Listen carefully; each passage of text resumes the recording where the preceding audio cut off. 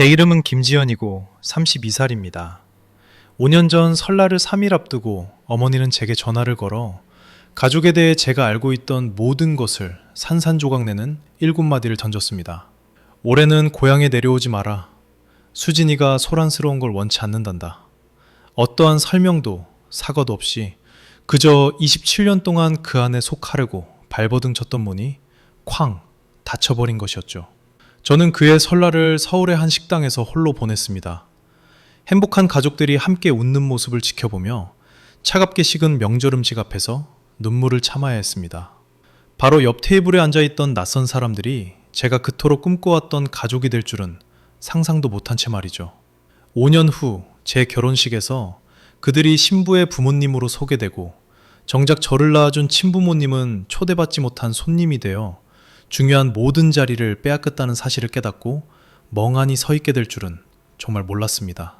무슨 일이 있었는지 말씀드리기 전에 이 이야기가 여러분의 마음에 와닿는다면 좋아요와 구독을 부탁드립니다.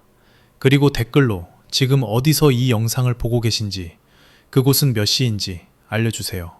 자, 모든 것을 바꿔놓은 그 전화통화로 돌아가 보겠습니다. 제 휴대폰이 울렸던 그 순간, 제가 어디에 서 있었는지 정확히 기억합니다. 1월의 어느 날, 설날 연휴 3일 전이었습니다.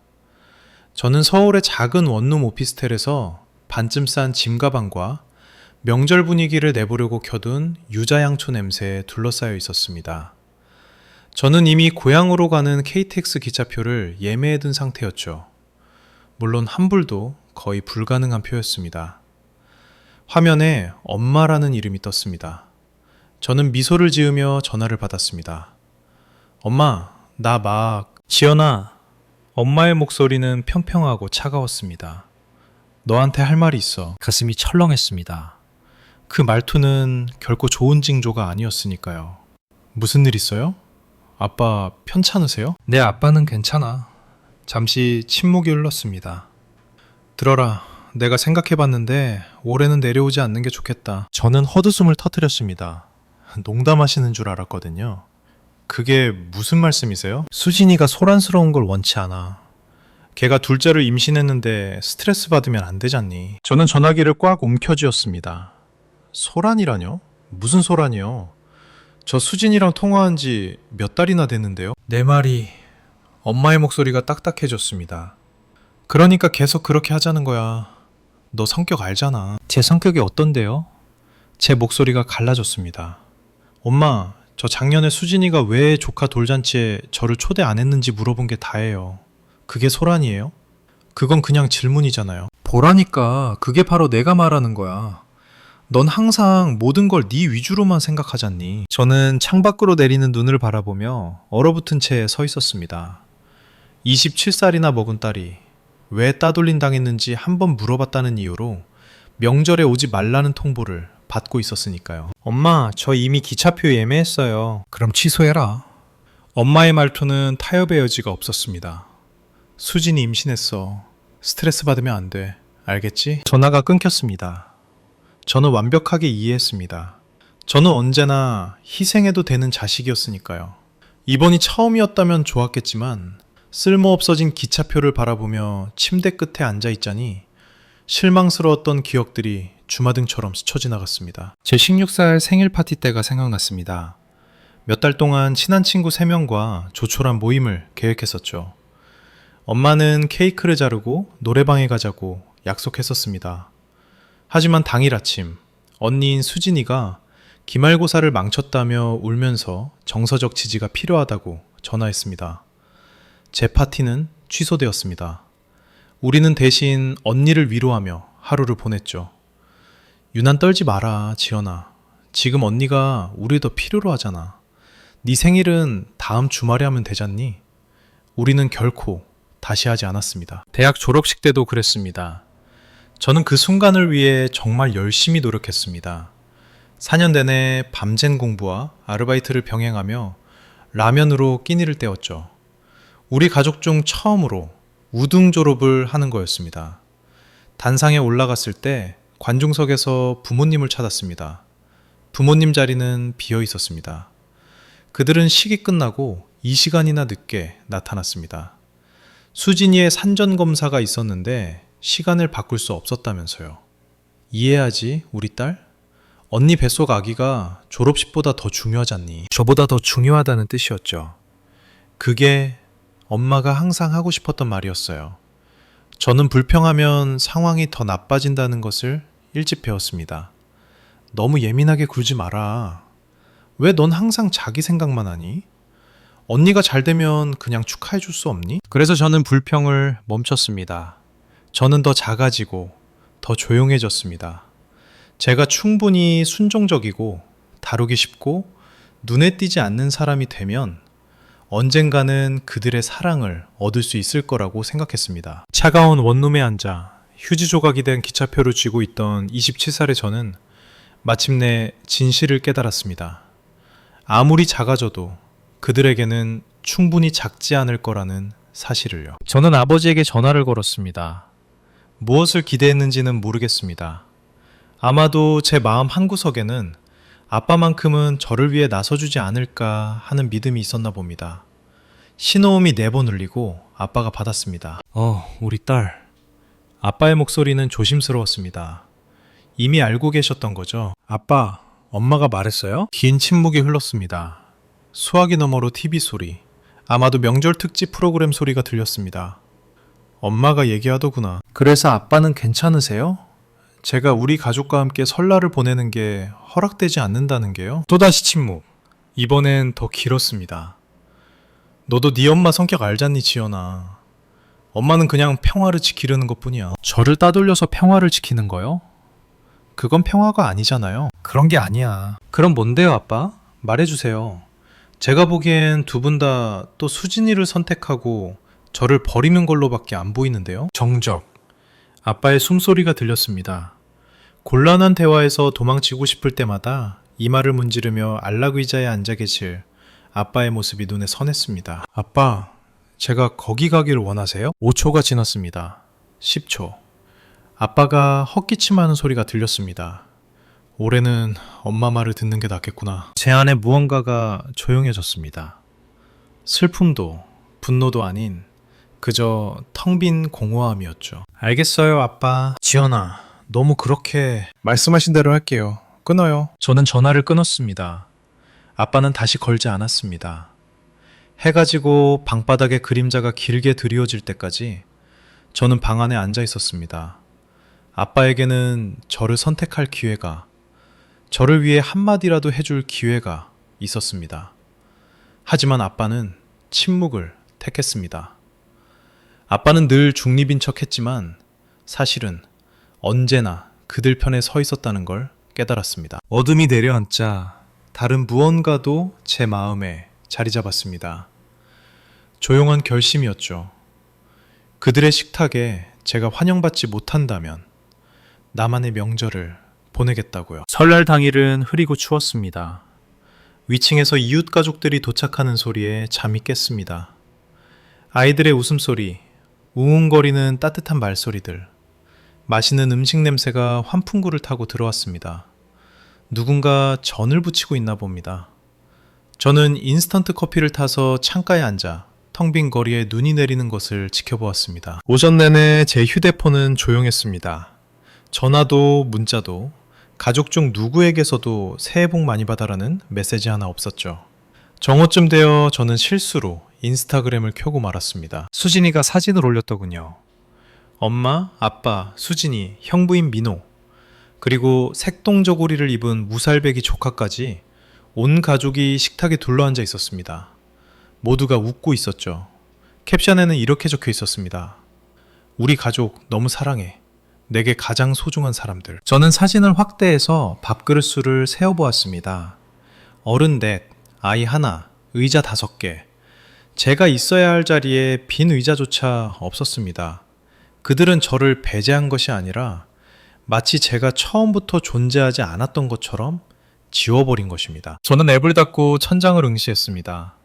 배달 음식이나 시켜 먹고 하루 종일 침대에서 보낼까 생각했습니다. 그게 저한테 어울리는 거겠죠? 어두운 방에서 혼자 슬픈 식사나 하며 처량하게 있는 것. 그게 바로 그들이 말하는 유난 떠는 딸의 최후일 테니까요. 하지만 제 안에 무언가가 거부했습니다. 아니, 여기 앉아서 그들이 이기게 놔두지 않겠어. 그들의 거절 때문에 내가 진짜로 그들이 비난하는 슬프고 비꼬인 엉망진창인 사람이 되게 놔두지 않을 거야. 저는 코트를 집어들었습니다.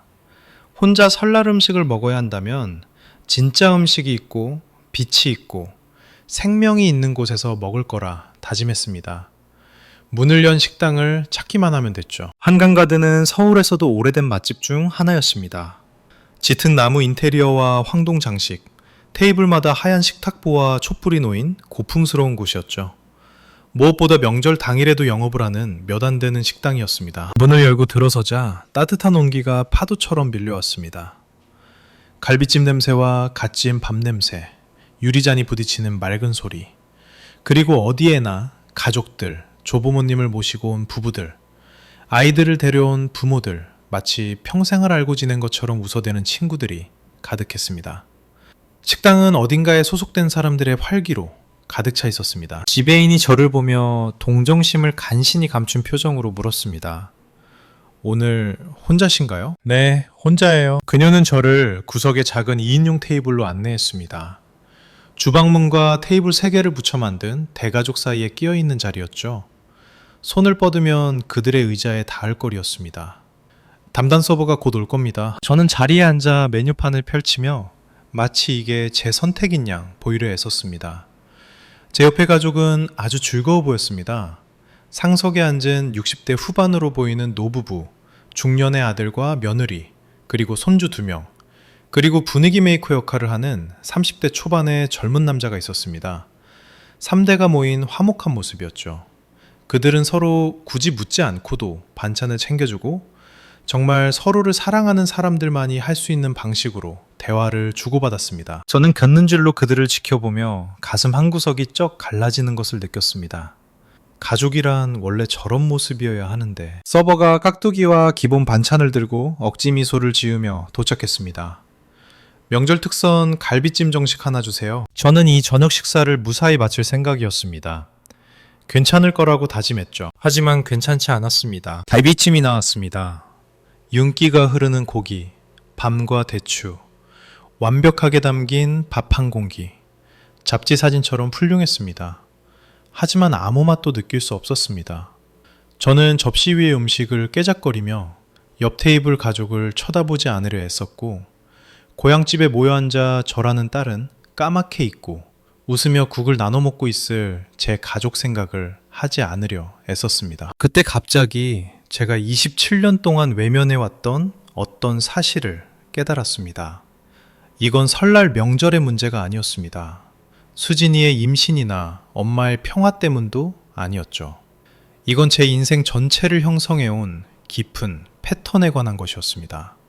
저는 27년 동안 그들의 식탁에 앉을 자격을 얻기 위해 저 자신을 깎아내고 더 작게 만들며 상처를 삼키고 감정을 가진 것에 대해 사과하고 말해야 할 때 침묵하고 말하면 너무하다는 비난을 들어왔습니다. 그래서 제가 얻은 게 뭐죠? 구석진 테이블, 혼자 먹는 밥, 빈 의자조차 없는 인스타그램 사진이었습니다. 계속 이렇게 산다면 계속 더 작아지고 더 조용해지고 더 순종적으로 산다면 저에게 남는 건 무엇일까요?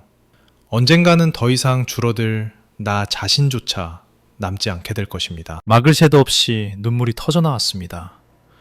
저는 아무도 눈치채지 못하길 바라며 창 쪽으로 고개를 돌렸습니다. 냅킨을 집어 눈을 꾹 누르며 늘 그랬듯이 투명인간처럼 사라지기를 바랐습니다. 아가씨, 저는 얼어붙었습니다. 따뜻하고 걱정스러운 중년 여성의 목소리였습니다. 괜찮아요? 고개를 들었습니다. 옆 테이블의 가족 중 할머니가 제 테이블 옆에 서 계셨습니다. 은발의 다정한 눈매, 평생 남의 이야기를 진심으로 들어주며 살아온 것 같은 얼굴을 한 분이셨습니다.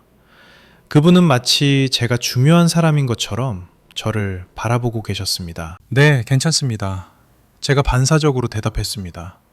그냥 비염 때문에요. 그분은 한쪽 눈썹을 치켜 올리셨습니다. 비난하는 게 아니라 다 안다는 듯한 표정이었죠. 보통 비염 때문에 설날에 냅킨에 얼굴을 묻고 울지는 않죠. 저는 반쯤 웃음이 섞인 흐느낌을 내뱉었습니다. 그렇게 티가 났나요? 관심을 가지고 보는 사람한테만요. 그분의 목소리는 부드러웠지만 힘이 있었습니다. 산전수전 다 겪어본 분 특유의 여유가 느껴졌죠. 나는 한영숙이라고 해요. 지연이에요. 김지연. 그래요, 지연 씨. 그녀는 자신의 가족들을 한번 돌아보더니 다시 저를 보았습니다. 이 좋은 날 혼자 밥 먹는 사람은 없어야죠. 우리랑 같이 합석할래요? 저는 즉시 고개를 저었습니다. 아, 아니에요. 그럴 수 없어요. 방해하고 싶지 않습니다. 방해가 아니라 초대예요. 그녀가 미소 지었습니다. 그건 다른 거란다. 정말 감사하지만 우리 남편이 썰렁한 농담을 계속 해대서요. 제가 말할 틈도 주지 않고 그녀가 계속했습니다. 그리고 우리 아들 준우가 자꾸 정치 이야기를 하려고 해서 분위기가 험악해지기 직전이에요. 와서 우리랑 같이 고통을 분담해 주는 게 낫겠어요. 창석에 앉은 할아버지, 남편분으로 보이는 분이 제게 손을 흔들었습니다. 저 사람은 아니오라는 대답은 안 듣는 사람이라오. 날 믿어요. 43년 동안 말싸움에서 이겨본 적이 없으니까. 막내 아들인 준우가 씩 웃었습니다. 아버지 말씀이 맞아요. 저는 차갑게 식은 갈비찜과 텅 빈진 제 테이블, 눈물로 젖은 냅킨을 바라보았습니다. 그리고 한영숙 여사님의 따뜻한 눈빛과 낯선 사람에게 자리를 내어줄 여유가 있는 그 가족을 바라보았습니다. 네, 제 입에서 대답이 나왔습니다. 정말 괜찮으시다면요. 물론이지. 한 여사님은 제 어깨에 손을 올렸습니다.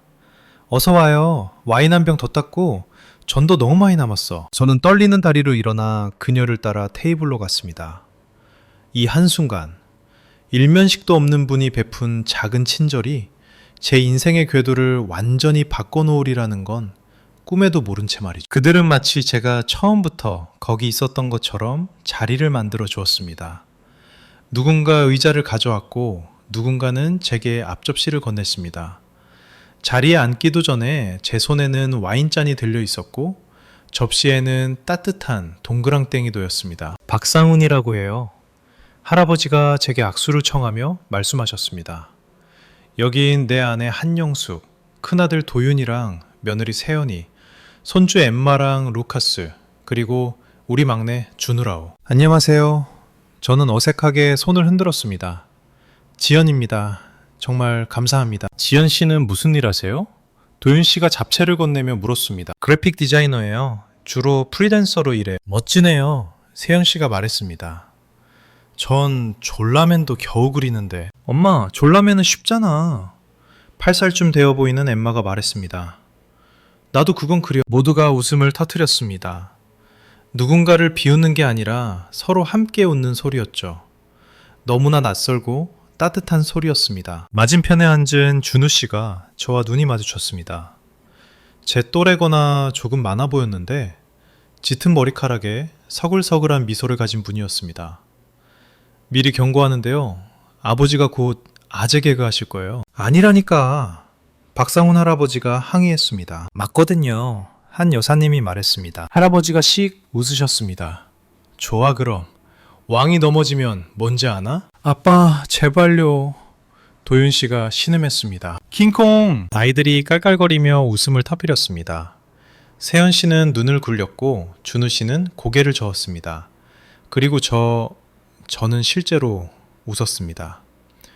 하루 종일 처음으로 진짜 웃음이 터져 나왔습니다. 박상훈 할아버지가 와인잔을 들었습니다. 우리 식탁을 완벽하게 만들어준 뜻밖의 손님을 위하여 저를 포함한 모두가 잔을 들었습니다. 15분 전만 해도 낯선 사람들이었던 이들을 둘러보며 저는 몇 년 동안 느끼지 못했던 감정을 느꼈습니다. 온기, 수용, 소속감. 가족이 이런 느낌일 수 있다는 걸 저는 몰랐습니다. 식사가 끝나고 아이들이 식당을 뛰어놀러 가고 남자들이 야구 이야기를 하며 논쟁하는 동안 한 여사님이 제 옆자리로 옮겨 앉으셨습니다. 기분 정말이요? 저는 접시를 내려다보았습니다. 훨씬 좋아요.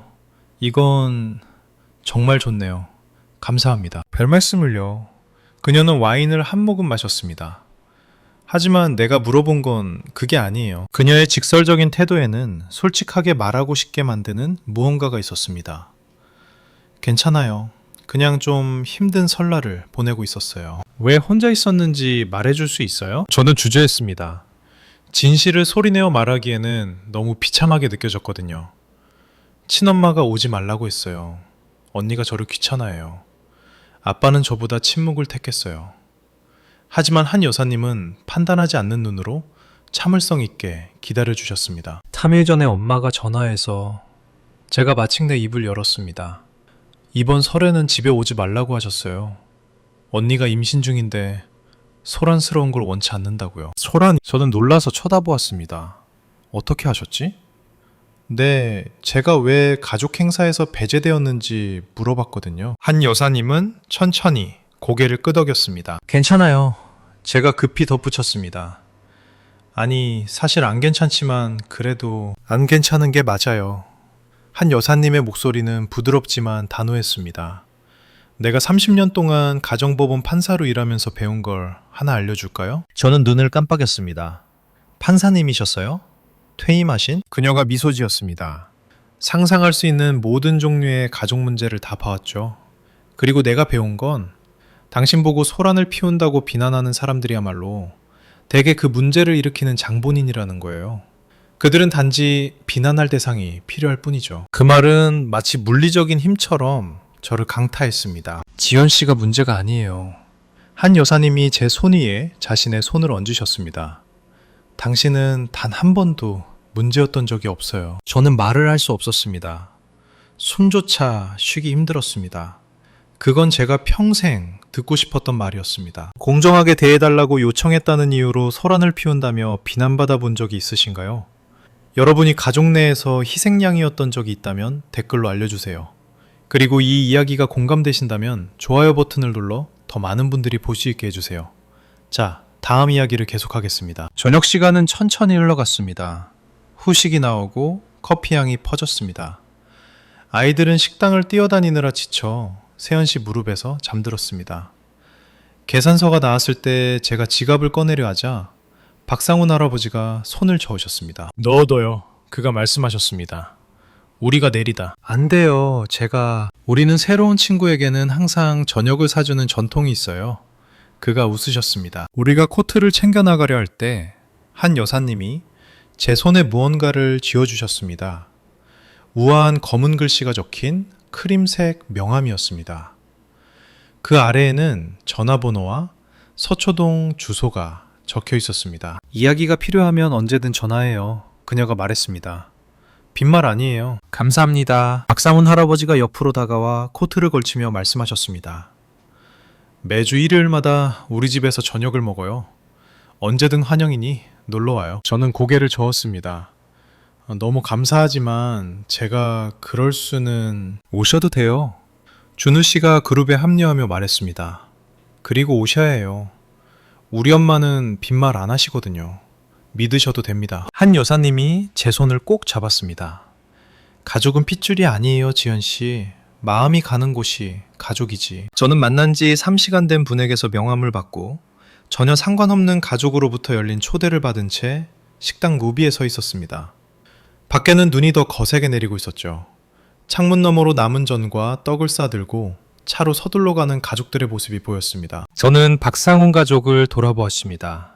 한 여사님의 스카프를 매주는 할아버지, 잠든 아이들을 안고 가는 도윤 씨 부부, 그리고 문가에서 기대에 찬 표정으로 기다리는 준우 씨. 네, 제가 말했습니다.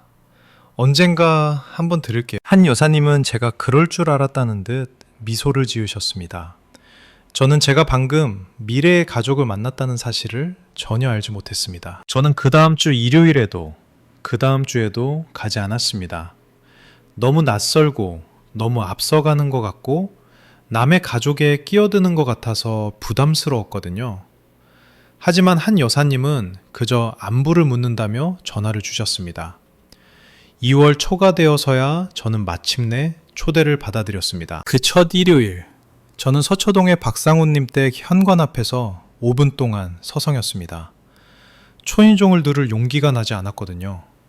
그 집은 제가 상상했던 그대로였습니다. 마당이 있고 창문마다 따뜻한 불빛이 새어나오는 2층 양옥집. 좋은 일만 일어날 것 같은 그런 집이었습니다. 제가 마음을 바꾸고 돌아가려던 찰나 한 여사님이 문을 열었습니다. 왔구나. 그녀는 세상에서 가장 자연스러운 일인 것처럼 저를 안아주셨습니다. 네 자리 비워뒀어. 그게 수많은 일요일의 시작이었습니다. 다음 6개월 동안 저는 박씨 가족의 저녁 식사 단골 멤버가 되었습니다. 박상훈 할아버지는 제가 매번 지는데도 장기를 가르쳐 주셨고, 한 여사님은 절대 적어두지 않는다는 비밀 김치찌개 레시피를 알려주셨습니다. 도윤 씨 아이들은 누가 시키지 않았는데도 저를 지연이모라고 부르기 시작했죠. 그리고 준우 씨와 저는 친구가 되었습니다. 새벽 2시에 뜬금없는 문자를 보내고 영화 취향으로 논쟁하고 누가 시키지 않아도 저녁 식사 때 옆자리에 앉는 그런 진짜 친구 말이죠. 제 친가족에게서는 연락 한 통 없었습니다. 전화도 문자도 생일 축하 메시지도 없었죠. 하지만 생전 처음으로 저는 신경 쓰지 않게 되었습니다. 사랑받기 위해 연기할 필요가 없었으니까요. 남의 기대에 맞추기 위해 저를 깎아내릴 필요가 없었습니다. 저는 그저 사랑받고 있었으니까요. 마침내 집에 돌아온 것 같은 기분이었습니다. 첫 만남으로부터 8개월 후 어느 봄날 오후 한 여사님과 저는 빈마당 툇마루에 앉아 있었습니다. 정원에는 꽃이 피기 시작했고 새들이 지저귀고 있었죠. 안에서는 할아버지와 준우 씨가 야구 중계를 보며 소리 지르는 게 들렸습니다. 부모님께는 연락 없었니? 한 여사님이 물으셨습니다. 네, 저도 연락 안 했고요. 그녀는 판단하지 않고 고개를 끄덕였습니다. 하고 싶니? 저는 곰곰이 생각했습니다. 가끔은요, 주로 한밤중에요. 엄마한테 전화해서 설명하려고 하는 상상을 해요. 하지만 설명할 게 없다는 걸 깨닫죠. 엄마는 자신이 무슨 짓을 했는지 알아요. 단지 그게 잘못됐다고 생각하지 않을 뿐이죠. 그걸 받아들이기가 힘들어요. 그렇지. 저는 카디건을 여몄습니다. 계속 죄책감을 느끼게 돼요. 사람들은 가족은 무조건 용서해야 한다고 하잖아요. 피는 물보다 진하다는 말도 있고요. 알다시피 난 그 말을 믿지 않아. 한 여사님이 차를 한 모금 마셨습니다. 내 경력 내내 나는 사람들이 타고난 가족이 아니라 자신이 직접 만든 가족을 법적으로 인정받도록 돕는 일을 해왔단다. 저는 그녀를 돌아보았습니다. 그게 무슨 뜻이세요? 그녀가 온화하게 미소 지었습니다. 법은 마음이 이미 알고 있는 것을 인정해 줄 수 있다는 거야. 가족은 상속받는 게 아니라 만들어질 수도 있다는 거지. 원한다면 그 유대를 공식적으로 만들 방법이 있단다. 저는 그녀가 무엇을 암시하는지 완전히 이해하지 못했습니다. 아직은요. 생각해보렴. 한 여사님이 말씀하셨습니다.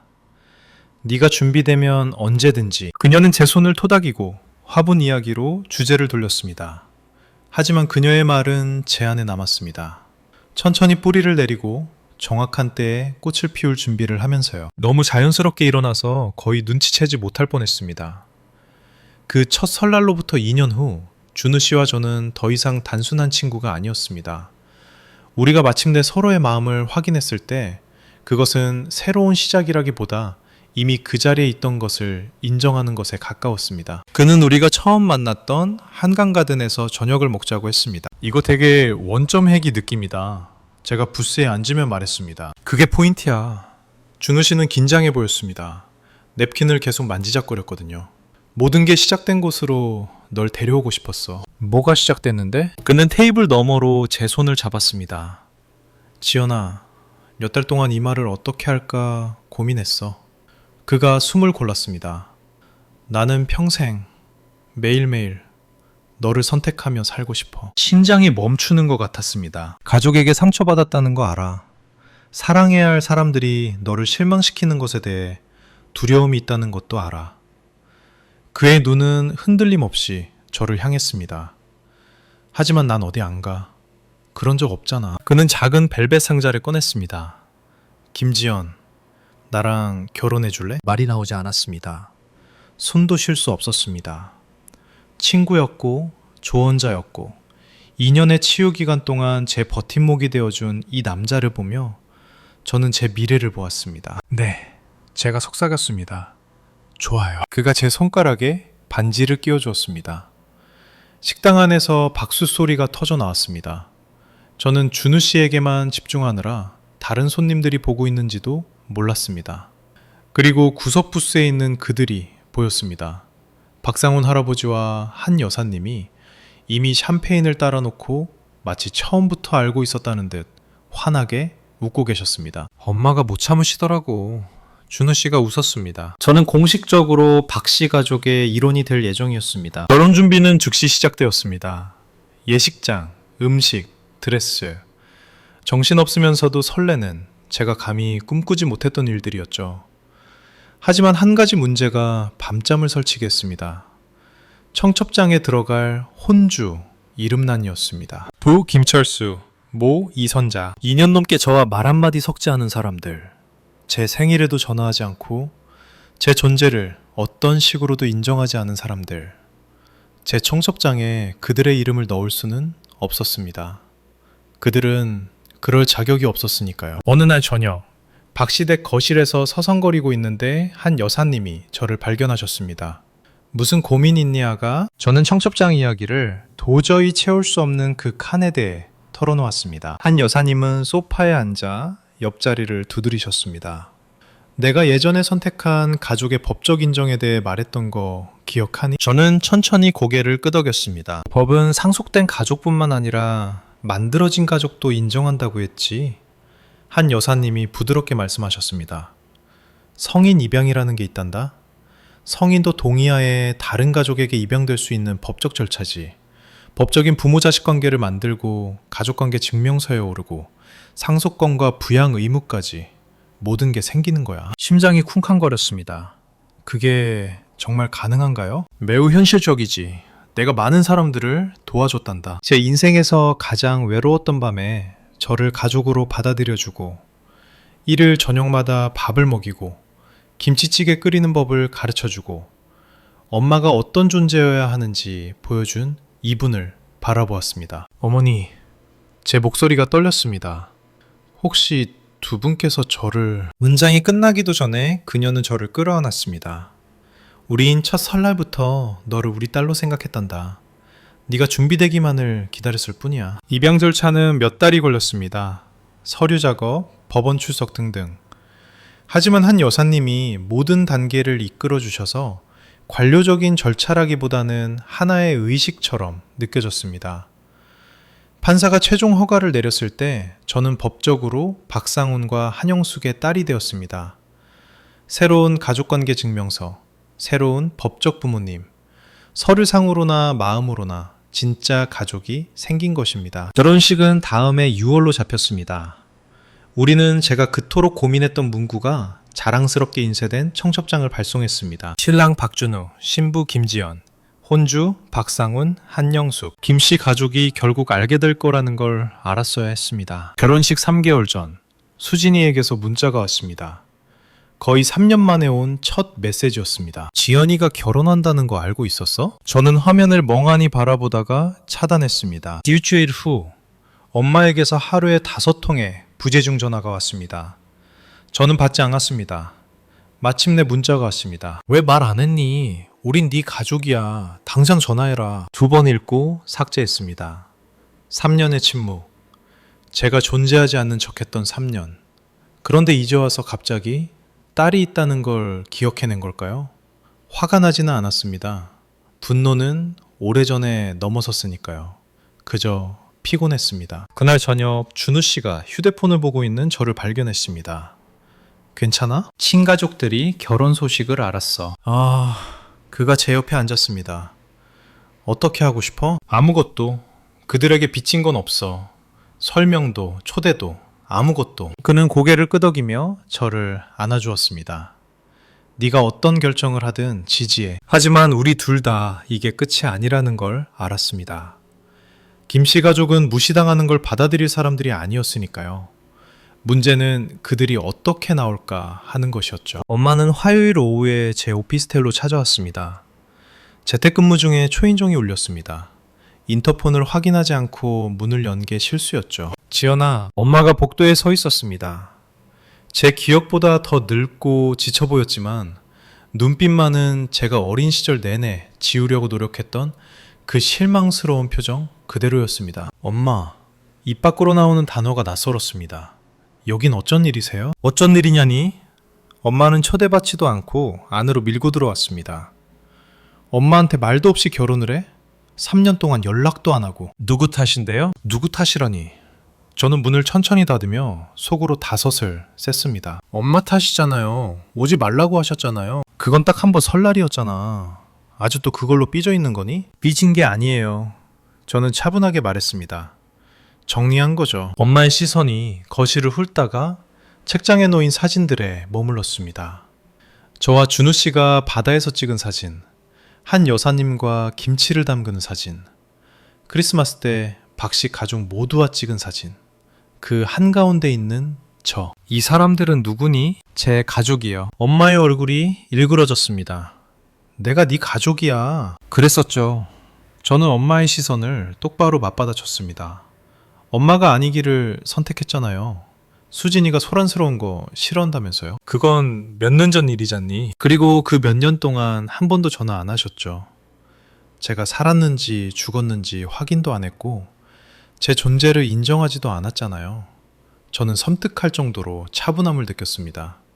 그러니까 아니에요, 엄마. 이제 와서 제게 권리가 있는 척 하실 수 없어요. 청첩장 줘라. 싫어요. 엄마의 입이 벌어졌습니다. 뭐라고? 들으셨잖아요. 저는 문으로 걸어가 열었습니다. 저를 지워버려 놓고 이제 와서 제 식탁에 자리를 요구할 순 없어요. 결혼식 날은 완벽했습니다.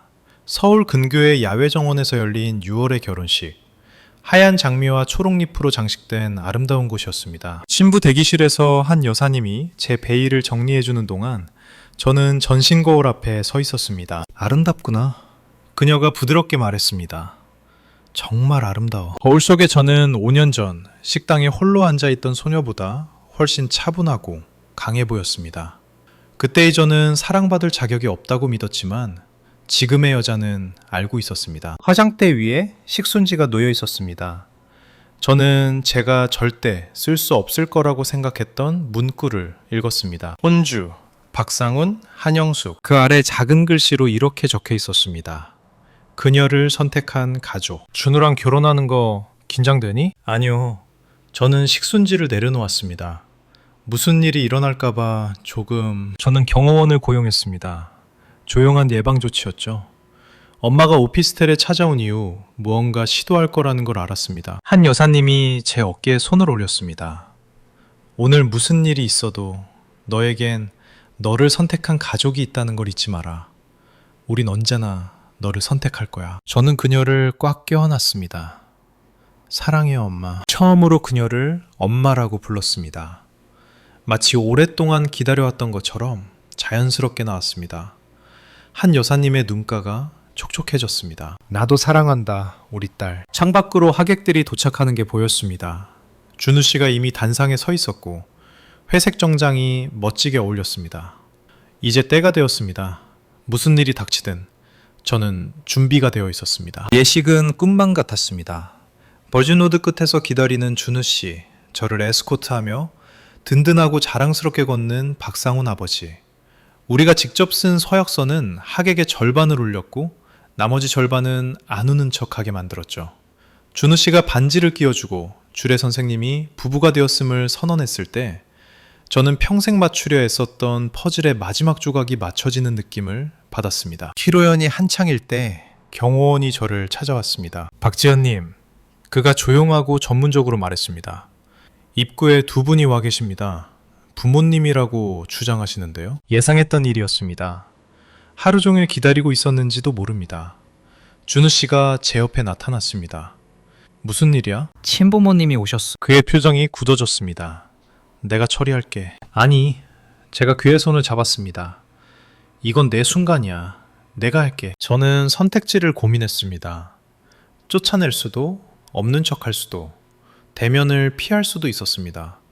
하지만 제 안에 무언가가 외쳤습니다. 아니, 보게 해. 그들이 뭘 잃었는지 보게 해. 그들이 물러났을 때 누가 내 곁을 지켰는지 보게 해. 그들 없이 내가 얼마나 잘 살고 있는지 똑똑히 보게 해. 들여보내주세요. 제가 경호원에게 말했습니다. 하지만 가족석에는 앉히지 마세요. 뒤쪽에 자리를 마련해주세요. 확실해? 준우 씨가 물었습니다. 경호원이 고개를 끄덕이고 사라졌습니다. 몇 분 후 그들이 보였습니다. 이선자와 김철수 씨가 피로 현장 가장자리에 어정쩡하게 서서 딸의 결혼식을 축하하는 100여 명의 하객들을 둘러보고 있었습니다. 3년 동안 말 한마디 안 했던 딸의 결혼식을요. 사회자가 안내방송을 하려던 참이었습니다. 완벽한 타이밍이었죠. 여기서 잠깐 멈출게요. 만약 여러분이라면 친부모님을 결혼식장에 들여보내셨을까요? 댓글로 예 또는 아니오를 남겨주세요. 여러분의 생각이 궁금합니다. 자, 이제 모든 것이 바뀐 그 순간을 이야기해 드릴게요. 사회자가 마이크를 잡았습니다. 음악이 부드러워졌습니다. 신랑, 신부, 하객 여러분, 잠시 주목해 주십시오. 장례가 조용해졌습니다. 축하를 이어가기에 앞서 아주 특별한 분들을 소개하고 싶습니다. 저는 건너편에 있는 친부모님을 지켜보았습니다. 엄마는 목을 빼고 보려 했고 아빠는 주머니에 손을 넣은 채 불편해 보였습니다. 그들은 무슨 일이 벌어질지 전혀 몰랐죠. 신부의 부모님을 큰 박수로 맞아주시기 바랍니다. 엄마가 허리를 꼿꼿이 폈습니다. 자신들에게 쏟아질 인사를 당연히 자신의 것이라 믿는 그 인정을 받을 준비를 하는 게 보였습니다. 박사모님, 한영숙님, 장례가 떠나갈 듯한 박수 소리로 가득 찼습니다. 박상훈 아버지와 한영숙 어머니가 헤드 테이블에서 일어나 환하게 웃으며 하객들에게 손을 흔들었습니다. 사람들은 환호했고 사진기사는 셔터를 눌렀습니다. 그리고 건너편에서 친엄마의 얼굴이 하얗게 질렸습니다. 저는 그 모든 것을 슬로우모션처럼 지켜보았습니다.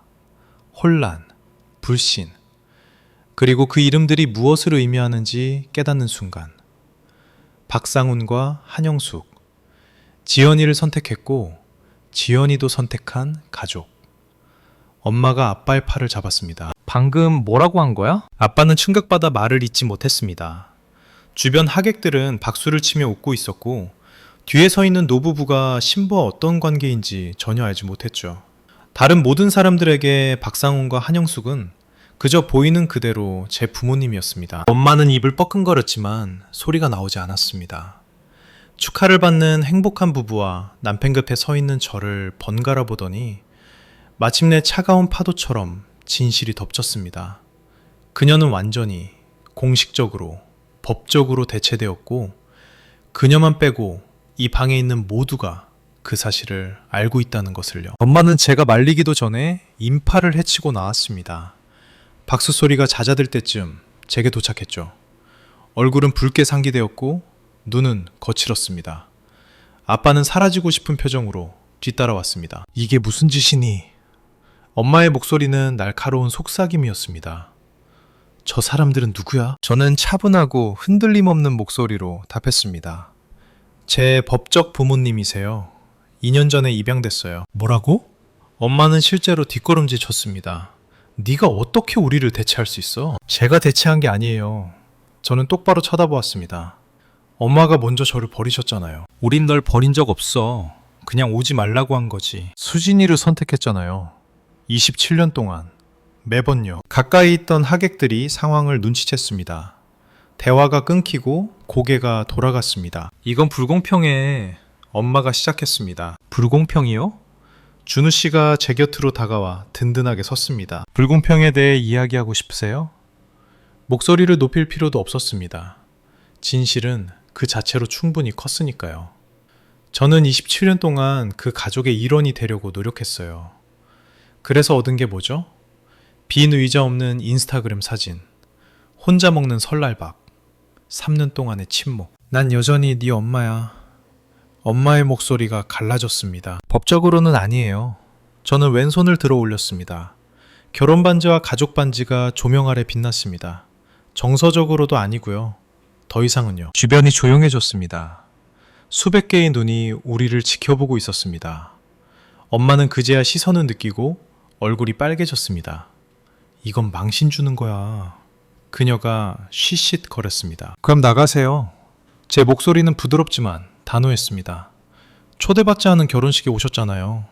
여기서 피해자 행세하지 마세요. 엄마는 마치 낯선 사람을 보는 듯 저를 쳐다보았습니다. 어쩌면 낯선 사람이 맞을지도 모릅니다. 절대 반항하지 않던 딸이 마침내 움츠러들기를 멈췄으니까요. 그때 제 인생 처음으로 아빠가 입을 열었습니다. 지연아, 목소리가 거칠고 잠겨 있었습니다. 미안하다. 저는 아빠를 돌아보았습니다. 김철수 씨는 5년이라는 시간보다 더 늙어버린 것 같았습니다. 머리는 더 휘어졌고 어깨는 구부정했습니다. 하지만 눈에는 눈물이 고여 있었습니다. 27년 동안 아빠가 우는 걸 한 번도 본 적이 없었는데 말이죠. 미안하다. 그가 다시 말했습니다. 내가 더 잘했어야 했는데. 가슴 속에서 무언가가 깨지는 소리가 났습니다. 치유가 아니라 오래된 상처를 확인하는 소리였습니다. 알아요, 아빠. 제 목소리는 부드러웠습니다. 하지만 미안하다는 말로 아빠가 방관했던 세월을 되돌릴 순 없어요. 미안하다는 말이 제 어린 시절을 돌려주진 않아요. 이걸 없던 일로 만들 수도 없고요. 안다. 아빠가 눈물을 닦으며 고개를 끄덕였습니다. 그렇지 않다는 거 알아. 한 여사님이 제 어깨에 나타나셨습니다. 아무 말 없이 제 팔에 손을 얹어주셨죠. 제가 혼자가 아니라는 조용한 신호였습니다. 엄마는 적대감을 감추지 않고 한 여사님을 노려보았습니다. 당신이 내 딸을 훔쳐갔군요. 한 여사님의 표정은 변하지 않았습니다. 저는 아무것도 훔치지 않았습니다, 이선자 씨. 그럼 이걸 뭐라고 설명할 건데? 박상훈 아버지가 앞으로 나와 아내 곁에 섰습니다. 그는 싸움을 좋아하는 분이 아니었습니다. 제가 그를 안 이후로 목소리를 높이는 걸 본 적이 없었죠. 하지만 지금 그가 입을 열었을 때 모두를 침묵시키는 강단이 있었습니다. 이제 그만 나가주시는 게 좋겠습니다. 엄마의 입이 벌어졌습니다. 당신이 뭔데 우리한테 이래라 저래라. 저는 지연이의 아버지입니다. 박상훈 아버지의 목소리가 장내에 울려 퍼졌습니다. 법적으로만 중요한 모든 면에서요. 당신들이 우리 딸을 훔쳤어. 아버지는 고개를 저으며 차분하고 확신에 찬 어조로 말했습니다. 아니요, 부인. 우린 훔친 게 없습니다. 당신들이 버린 겁니다. 우린 당신들이 내다버린 보석을 주었을 뿐입니다. 엄마는 뺨이라도 맞은 듯 움찔했습니다. 5년 전 아버지가 계속했습니다. 이 아가씨는 설날에 식당에 혼자 앉아 있었습니다. 자기 가족이 오지 말라고 했기 때문이죠. 내 아내가 우리 테이블로 초대했습니다. 우린 밥을 먹였고 이야기를 들어줬고 인간으로 대우했습니다. 그는 엄마에게 한 걸음 다가갔습니다. 목소리를 낮추며 말했습니다. 그날 밤 지연이가 뭐라고 했는지 아십니까? 누군가에게 소중한 존재라고 느껴본 게 언제인지 기억이 안 난다고 했습니다. 27살인데 자기 가족에게 환영받는 느낌을 기억하지 못한다고요. 엄마는 입을 열었지만 아무 소리도 내지 못했습니다. 우린 당신 딸을 훔치지 않았습니다. 그저 가족이 원래 어떤 모습이어야 하는지 보여줬을 뿐입니다. 나머지는 지연이의 선택이었습니다. 그는 하객들을 향해 돌아섰습니다. 오늘은 제 딸의 결혼식입니다. 인생에서 가장 행복한 날이죠. 그 누구도 이 날을 망치게 두지 않을 겁니다. 그는 근처에 대기하던 경호원들에게 고개짓을 했습니다. 이분들을 밖으로 모셔다 드려요. 경호원들이 다가오자 아버지는 제 어깨를 감쌌습니다. 지연이는 이제 우리 가족이다. 그리고 우린 우리 가족을 지킨다. 아버지란 이런 거구나 싶었습니다. 경호원들이 그들을 데려가려 할 때 제가 손을 들었습니다. 잠시만요. 모두가 얼어붙었습니다. 엄마는 희망 같은 눈빛으로 저를 보았습니다. 제가 마음을 바꿨다고 생각했나 봅니다. 저는 친부모님에게 다가가 팔을 뻗으면 닿을 거리에 멈춰 섰습니다. 엄마, 아빠, 그들을 향해 부르는 호칭이 여전히 낯설었습니다. 이것만은 알아주셨으면 해요. 엄마가 턱을 치켜들었습니다. 뭐? 미워하지 않아요. 그녀가 무슨 말을 기대했든 이건 아니었을 겁니다. 미워하지 않아요.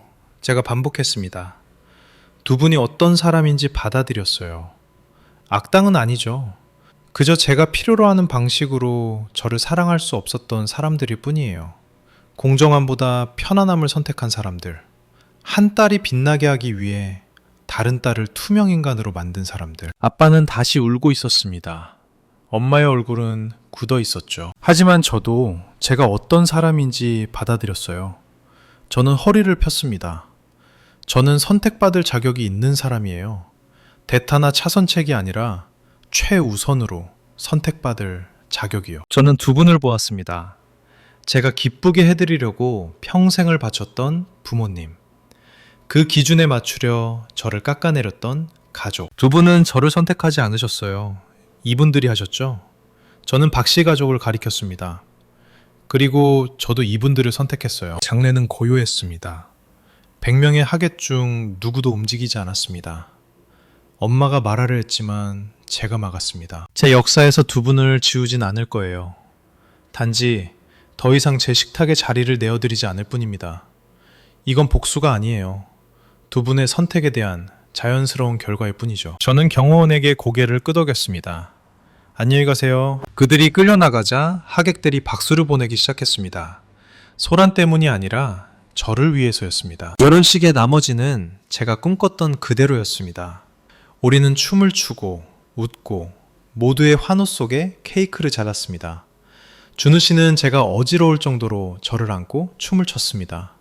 그 몇 시간 동안 저는 갈등을 잊고 그저 행복을 만끽했습니다. 하지만 다음날 아침 제 휴대폰이 불타오르기 시작했습니다.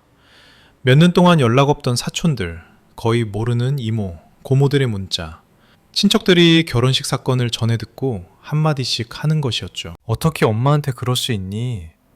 그래도 가족은 가족이다. 네 아빠 가슴에 못을 박았구나. 저는 답장하지 않고 삭제했습니다. 그런데 뜻밖의 사람에게서 문자가 왔습니다. 고모, 아빠의 여동생이었습니다. 지연아, 무슨 일 있었는지 들었다. 이 말은 꼭 하고 싶구나. 네가 자랑스럽다. 화면을 멍하니 바라보았습니다. 네 엄마랑 수진이가 너한테 어떻게 했는지 항상 알고 있었어. 내가 한마디 하려다 네 엄마랑 1년 동안 의절한 적도 있었지. 넌 더 나은 대우를 받을 자격이 있어. 항상 그랬단다. 눈시울이 뜨거워졌습니다. 저는 답장을 보냈습니다. 감사합니다. 정말 큰 힘이 돼요. 페이스북에는 엄마가 배은망덕한 자식들과 의리를 모르는 현대가족에 대한 긴 신세 한탄 글을 올렸더군요. 대응하지 않았습니다. 그럴 필요가 없었으니까요. 그날 저녁 저는 김씨 가족과 관련된 모든 전화번호와 SNS 계정을 차단했습니다. 분노 때문이 아니라 평화를 위해서였습니다. 준우 씨가 신혼여행지 호텔 발코니에 있는 저를 찾았습니다. 괜찮아? 저는 석양에 물든 포도밭을 바라보았습니다. 정말로 괜찮아. 평생 처음으로 저를 짊어지려 하지 않는 사람들의 무게를 저 역시 내려놓았습니다. 마침내 자유였습니다. 결혼식 2주, 새 집으로 손편지가 도착했습니다. 발신인은 김수진, 언니의 글씨체였습니다. 동글동글하고 완벽한, 애정보다는 의무감처럼 느껴지던 생일카드의 그 글씨체 그대로였죠. 뜯지 않고 버릴까 하다가 식탁에 앉아 읽어보았습니다. 널 탓하진 않겠지만 솔직히 안 읽어도 일들었어. 엄마는 엄청 충격받으셨고 아빠는 집에 오신 뒤로 예전 같지 않으셔. 네가 우리 없이 얼마나 행복한지 본 게 아빠 마음 어딘가를 무너뜨린 것 같아. 우리 사이가 항상 좋았던 건 아니지만 너도 이해해야 해. 엄마랑 아빠는 그냥 평화를 지키려고 하신 거야. 널 일부러 따돌리려던 건 아니었어. 넌 항상 모든 걸 너무 어렵게 만들었잖아. 자꾸 질문하고 옛날 상처들 주고. 그거 되게 피곤했어. 언젠가 너도 가족이라는 게 복잡하다는 걸 이해하길 바랄게. 너도 네 아이를 낳으면 엄마가 왜 그런 선택을 했는지 알게 될 거야. 사과를 바라는 건 아니야. 그냥 우리가 여전히 널 사랑한다는 걸 알았으면 해서. 네가 우리가 부족하다고 결정했더라도 말이야. 저는 2번 읽었습니다. 그리고 조심스럽게 적어 서랍 깊숙이 넣었습니다. 준호 씨가 퇴근하고 돌아와 식탁에 앉아있는 저를 보았습니다. 그거 처형 편지야? 뭐라고 썼어? 새로운 건 없어. 저는 일어나 저녁 준비를 시작했습니다. 여전히 이해 못하네. 앞으로도 영원히 못할 거고. 신경 쓰여 생각해 보았습니다. 정말 깊게 생각해 보았습니다. 아니, 마침내 제가 말했습니다. 그걸 이해시키는 건 내 몫이 아니니까. 한 번도 내 몫인 적 없었고. 결혼 1년 후 삶은 아름답게 자리 잡았습니다. 준우 씨와 저는 서울 근교 분당에 작은 타운하우스를 샀습니다. 부모님 댁에서 차로 20분 거리였죠. 일요일 저녁 식사를 하기엔 가깝고 사생활을 지키기엔 적당한 거리였습니다. 저는 더 이상 프리랜서가 아니었습니다. 디자인 에이전시의 아트 디렉터가 되었고 일이 너무 즐거워서 일처럼 느껴지지도 않았습니다. 준우 씨도 건축사무소에서 승승장구하고 있었죠. 우리는 문자 그대로 그리고 비유적으로도 함께 삶을 짓고 있었습니다. 그리고 제가 임신했습니다. 한 여사님은 소식을 듣고 우셨습니다. 아버지는 안 우는 척 하다가 실패하셨고요.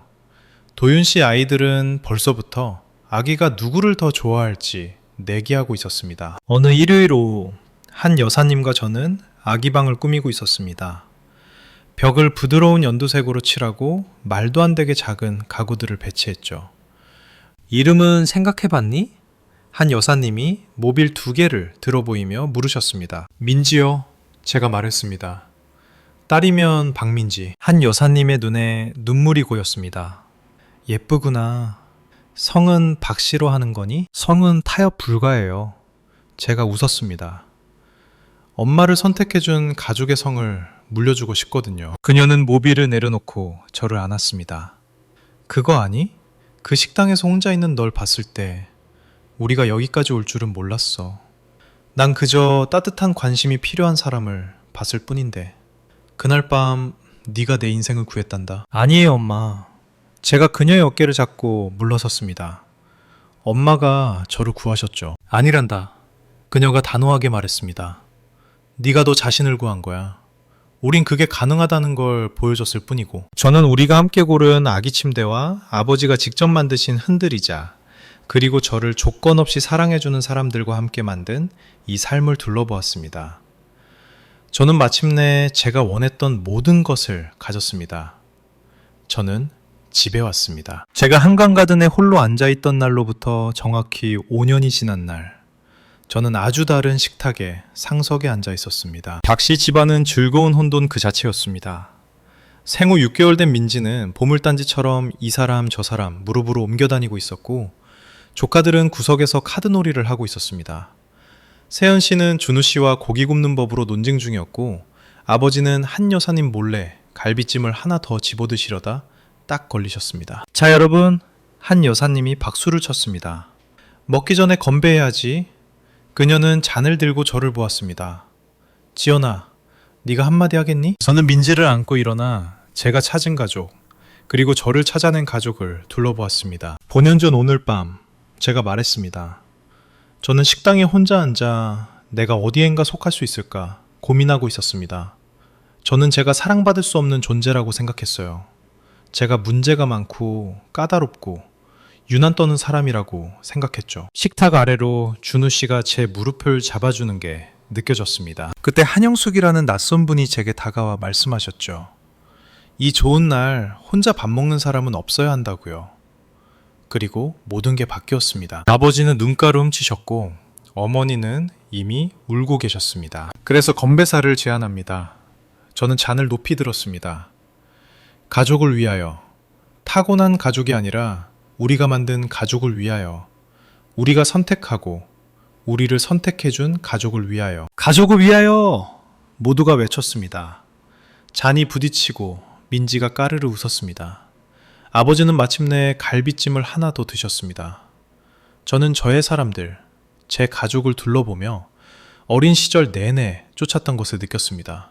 저는 완벽하게, 조건 없이 소속되어 있었습니다. 제 인생 처음으로 저는 집에 있었습니다. 저녁 식사 후 준우 씨와 저는 민지를 사이에 두고 텐마루에 앉았습니다. 11월의 공기는 찼지만 우리는 담요를 덮고 별이 하나둘 떠오르는 것을 지켜보았습니다. 그 사람들 생각나? 준우 씨가 조용히 물었습니다. 친부모님 말이야. 저는 질문을 곱씹어 보았습니다. 가끔은, 아주 가끔, 밤에 잘 지내나 궁금하긴 해. 변했을까? 자신들이 뭘 잃었는지 진짜 알긴 할까? 변했을 거라고 생각해? 저는 천천히 고개를 저었습니다. 사람은 잘 안 변해. 중요한 부분에서는 특히 그게 슬퍼. 저는 평화롭게 숨을 쉬는 민지의 작은 주먹과 장미꽃 같은 입술을 바라보았습니다. 예전엔 그랬지. 제가 말했습니다. 하지만 이젠 아니야. 나를 원하지 않는 가족 때문에 너무 많은 시간을 슬퍼했어. 더 이상 그럴 자리가 없어. 내 삶은 이미 너무 꽉 찼거든. 준우 씨가 제 어깨를 감쌌습니다. 뭐가 달라진 거야? 내가 달라졌지? 저는 그에게 기대었습니다. 내가 원하는 방식대로 그들이 사랑해주길 기다리는 걸 멈췄어. 그들이 원하는 모습에 나를 끼워 맞추는 것도 그만뒀고, 그리고 새로운 걸 짓기 시작했지. 천문 너머로 박씨 가족, 나의 가족이 웃고 떠들며 그릇을 치우고 남은 음식을 싸는 모습이 보였습니다. 선을 긋는 건 복수가 아니야. 제가 조용히 말했습니다. 그건 생존이야. 아무도 나를 선택해주지 않을 때 나 자신을 선택하는 거지. 준우 씨가 제 이마에 키스했습니다. 네가 살아남아서 다행이야. 나도. 민지가 꼼지락거리며 옹알이를 했습니다. 저는 아이를 들어 꼭 안았습니다. 너한테는 사랑받기 위해 노력하게 하지 않을 거야. 제가 아이에게 속삭였습니다. 네가 환영받는지 아닌지 궁금해할 일은 절대 없을 거라고 약속할게. 넌 항상 알게 될 거야. 민지는 하품을 하고 다시 잠들었습니다. 이 영상을 보고 계신 분들 중 가족 내에서 희생양이었던 분들, 공정하게 대해달라고 했다는 이유로 너무 예민하다거나 유난 떤다는 말을 들어본 분들이 계시다면 이 말씀을 꼭 드리고 싶습니다. 당신 잘못이 아닙니다.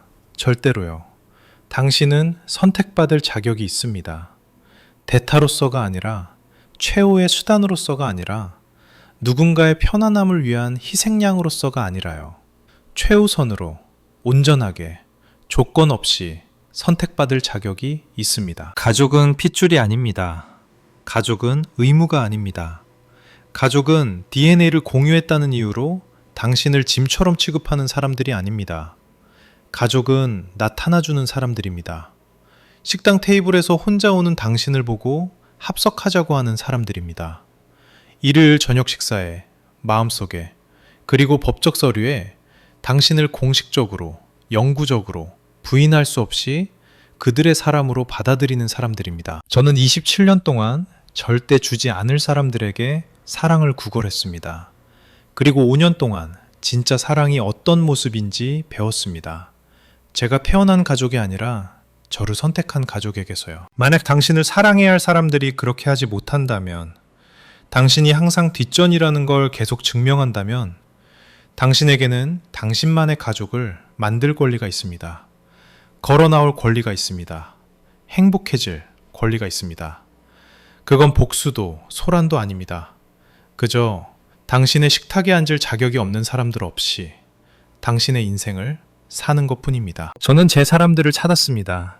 그리고 여러분도 온 마음을 다해 여러분의 사람들을 찾기를 바랍니다.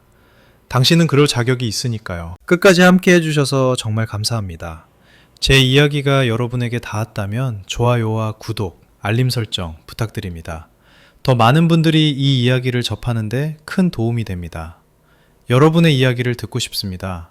가족과 선을 그어야 했던 경험이 있으신가요? 댓글로 공유해주세요. 하나하나 꼼꼼히 읽겠습니다. 그럼 다음 시간까지 기억하세요. 당신은 선택받을 자격이 있습니다.